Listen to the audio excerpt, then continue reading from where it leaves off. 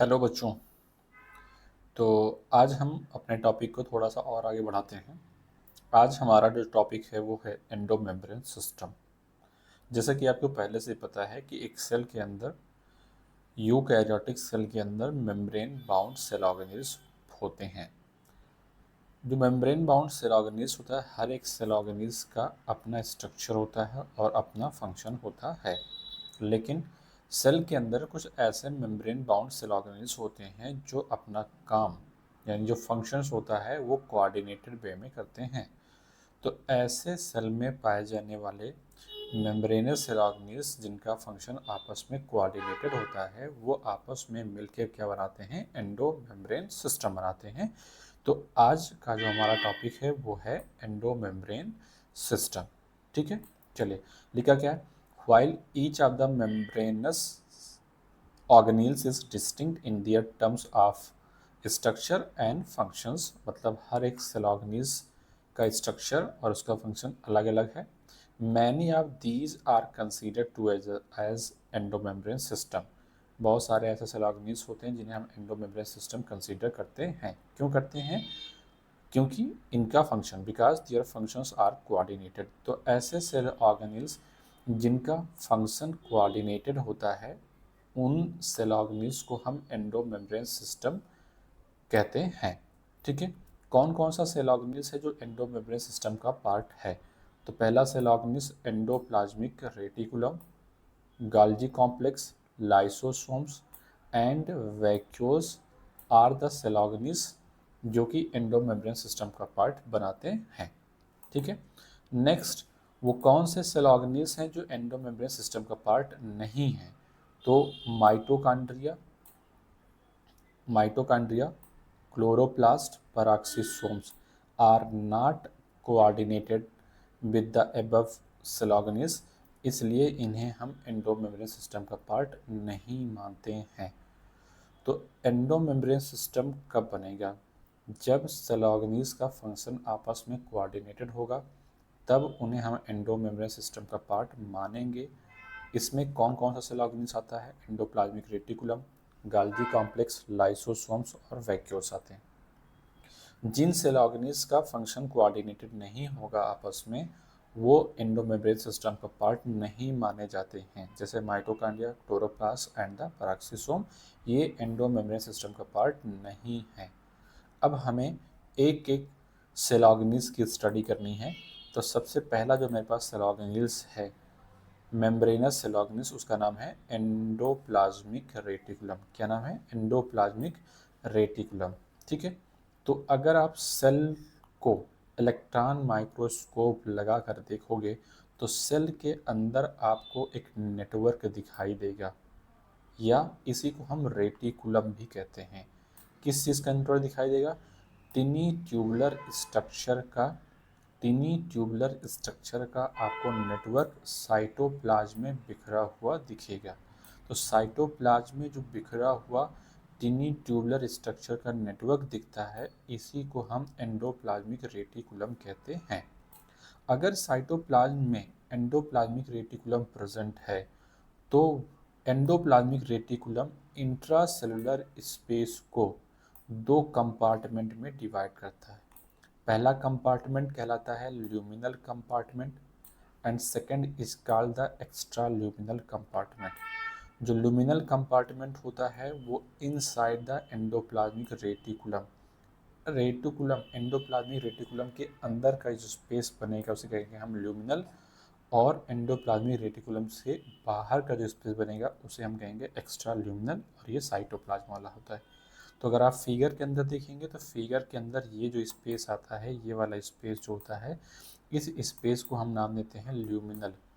ठीक है, लेकिन जो यहाँ पर स्पेस बनेगा इस स्पेस का नाम होगा एक्स्ट्रा ल्यूमिनल, बोले तो साइटोप्लाज्म वाला स्पेस। ठीक है, चलिए classification of endoplasmic reticulum. Endoplasmic reticulum को क्लासीफाई करते हैं। सर किसके बेसिस पे क्लासीफाई करोगे? अगर एंडोप्लाज्मिक रेटिकुलम की आउटर सरफेस पर, किस सरफेस पर?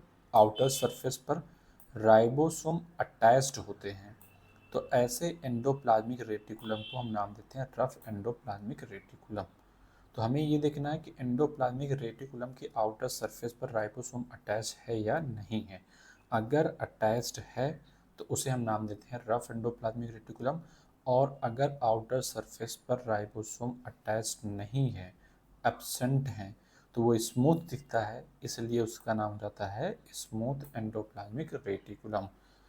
तो एंडोप्लाज्मिक रेटिकुलम दो टाइप का होता है, एक कहलाता है रफ एंडोप्लाज्मिक रेटिकुलम, RER जिसे कहते हैं, दूसरा होता है स्मूथ एंडोप्लाज्मिक रेटिकुलम जिसे हम SER के नाम से जानते हैं।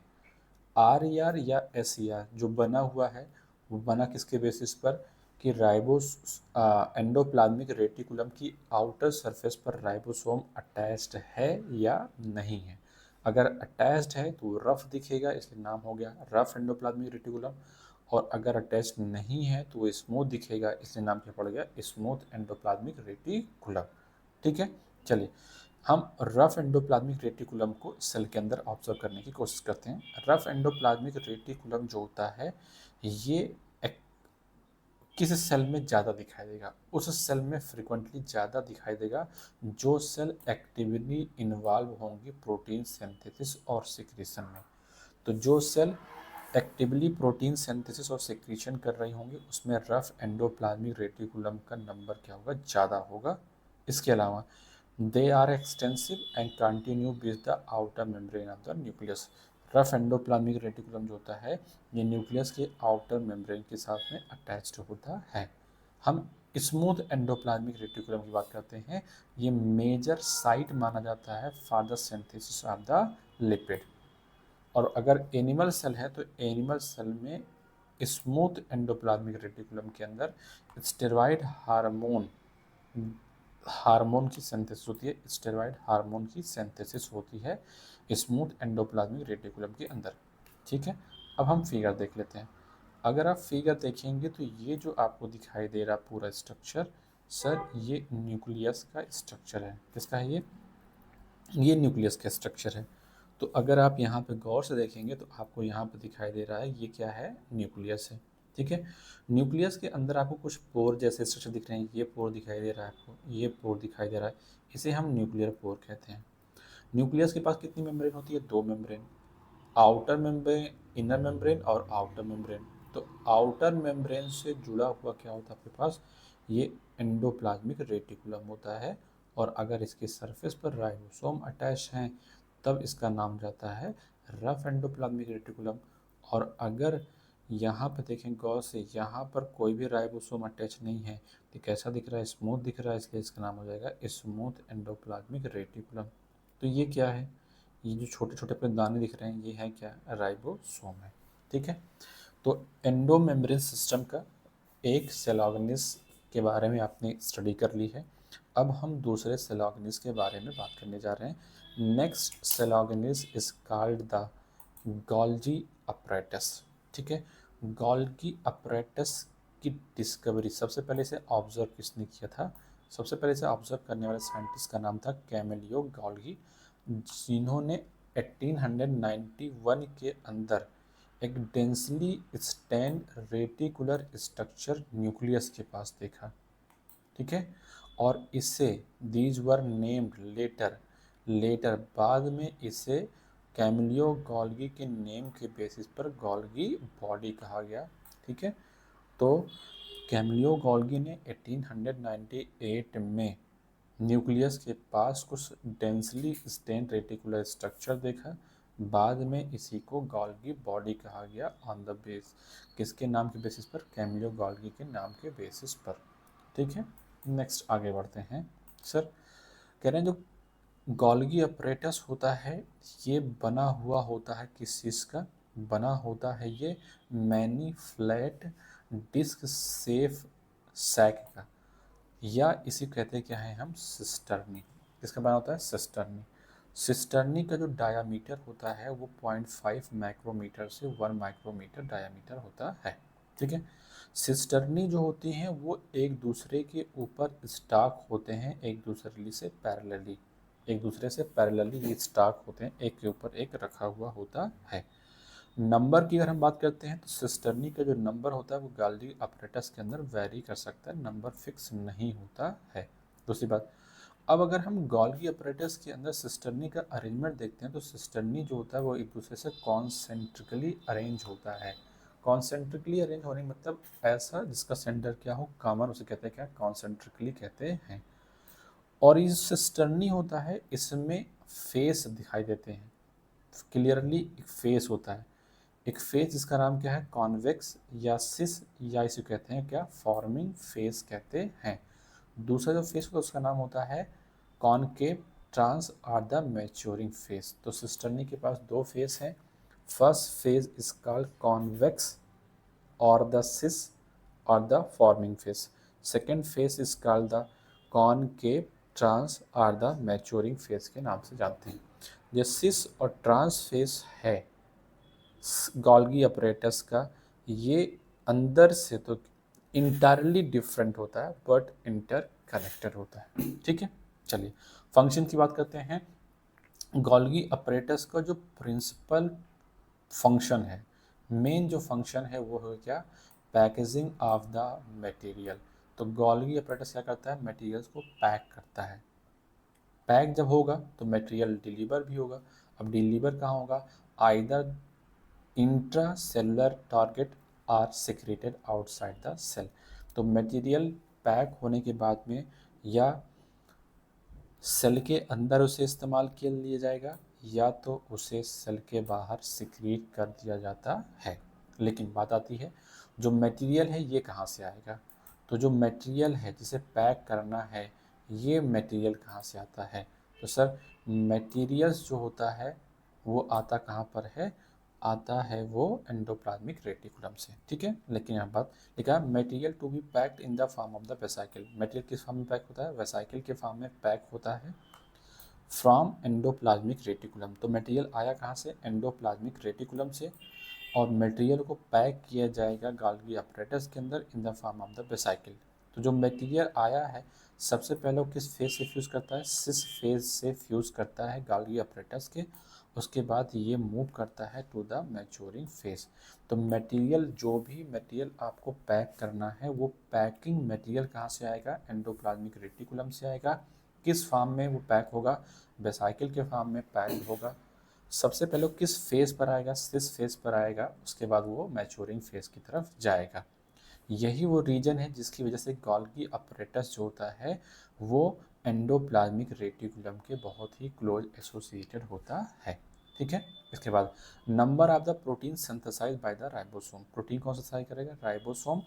कह रहा है कि on the endoplasmic reticulum, endoplasmic reticulum, और अगर एंडोप्लाज्मिक रेटिकुलम के ऊपर राइबोसोम है तो क्या कहलाएगा, endoplasmic reticulum, rough endoplasmic reticulum कहलाएगा। कह रहे हैं proteins are modified in the cisternae of the Golgi apparatus.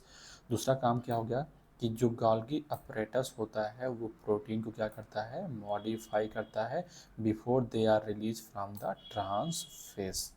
ठीक है, अब आगे जहाँ से आपका एक PYQ बनेगा कि बताइए Golgi apparatus is the important site for, ये इम्पॉर्टेंट साइट किस लिए है, ग्लाइकोप्रोटीन और ग्लाइकोलिपिड सिंथेसिस के लिए।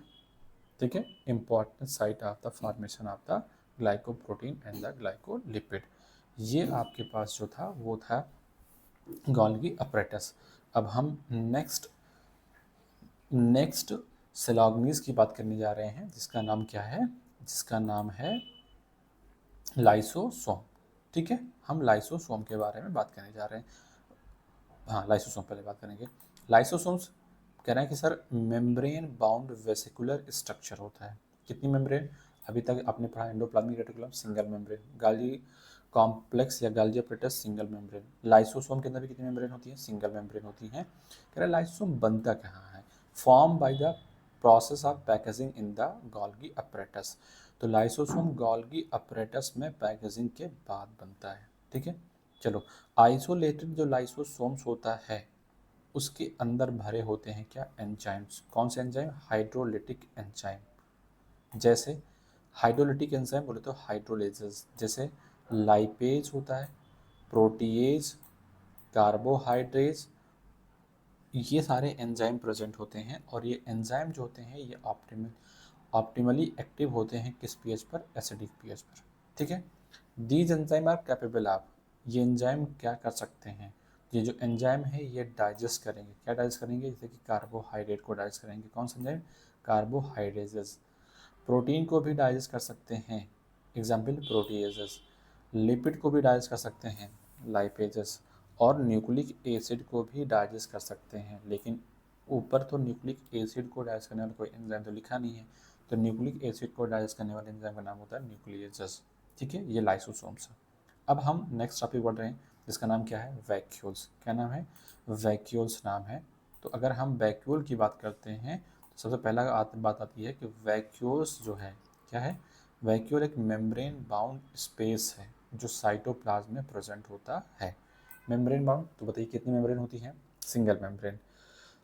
वैक्यूल्स में क्या क्या होता है? वैक्यूल्स में वाटर, सैफ, एक्सक्रीटरी प्रोडक्ट, इसके अलावा वो सारे मटेरियल जो सेल के लिए यूज़फुल नहीं होते हैं वो कहाँ रख दिए जाते हैं? वैक्यूल के अंदर। वैक्यूल अगर हम बात करते हैं तो इनके पास एक सिंगल मेम्ब्रेन होती है, इसका नाम होता है टोनोप्लास्ट। तो वैक्यूल की मेम्ब्रेन का नाम क्या होता है? टोनोप्लास्ट नाम होता है। ठीक है, आगे प्लांट सेल में अगर हम बात करते हैं तो प्लांट सेल में जो वैक्यूल होता है ये सेल के लगभग अप टू 90% वॉल्यूम को क्या करता है? ऑक्यूपाई कर लेता है। ठीक है, चलिए इन प्लांट में tonoplast facilitate the transport of a number of ion and other material against the concentration gradient into the vacuole. यानी प्लांट के अंदर जो वैक्यूल होता है वो आयंस का ट्रांसपोर्ट करवाता है against the concentration gradient, hence their concentration is significantly higher in the vacuoles।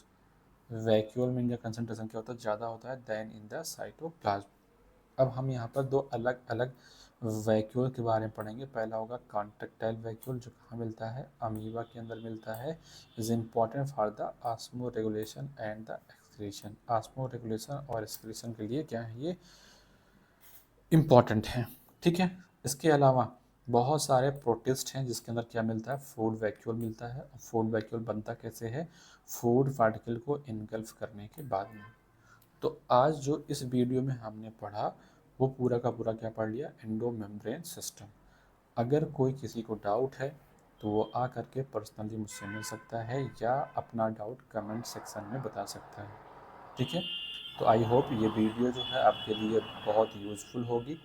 आप इस वीडियो के माध्यम से इस टॉपिक को एक बार आप स्टडी करिए, उसके बाद में क्वेश्चंस लगाइए। अगर कोई डाउट बचता है तो आप आकर के मुझसे पर्सनली मिल सकते हैं। Thank you.